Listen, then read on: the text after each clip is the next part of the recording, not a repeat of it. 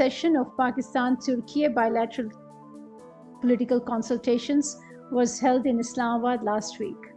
Foreign Secretary Mohammad Cyrus Sajjad Qazi led the Pakistan side, while Deputy Minister for Foreign Affairs of the Republic of Turkey, Nuh Yilmaz, led the Turkish side.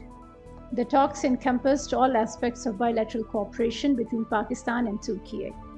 The two sides will strengthen high-level bilateral engagement and fully operationalize existing agreements and upgrade the Pakistan-Turkey strategic economic framework.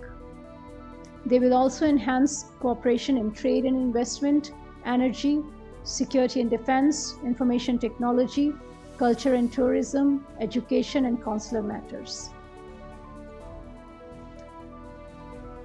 Yesterday marked a tragic milestone in the ongoing war on the people of Gaza. Israeli occupation forces have massacred 40,000 people, majority of them women and children. The ongoing genocide in Gaza must end, and Israel should be held accountable for its war crimes and crimes against humanity.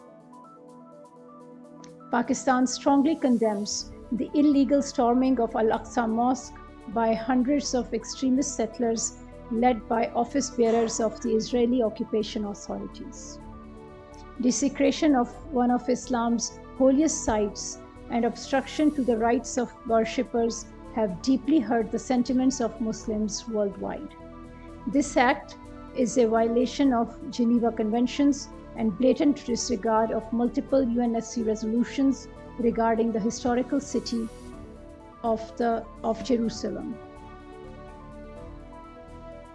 We share the concerns of the Organization of Islamic Cooperation about the peril posed by these Israeli occupation's policies aimed at altering the Arab and Islamic character of the occupied city of Jerusalem. Pakistan calls on the international community, especially the UN Security Council, to take immediate action to end these serious and repeated transgressions against the sanctity of holy sites in Jerusalem, protect the Islamic character of Al-Aqsa, and to ensure the freedom of worship of the Palestinian people.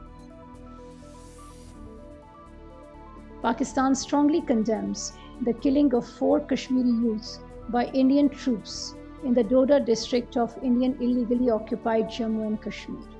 This brutal action by the Indian occupation authorities is yet another example of their illegal and oppressive acts against the Kashmiri people. We urge the international community to take immediate and decisive action to hold India accountable for its egregious human rights violations in IIOJK and to take steps to protect the rights and freedoms of the Kashmiri people. Pakistan will continue to extend political, diplomatic, and moral support to our Kashmiri brothers and sisters for the just and peaceful settlement of the Jammu and Kashmir disputes in accordance with the UN Security Council resolutions. I thank you.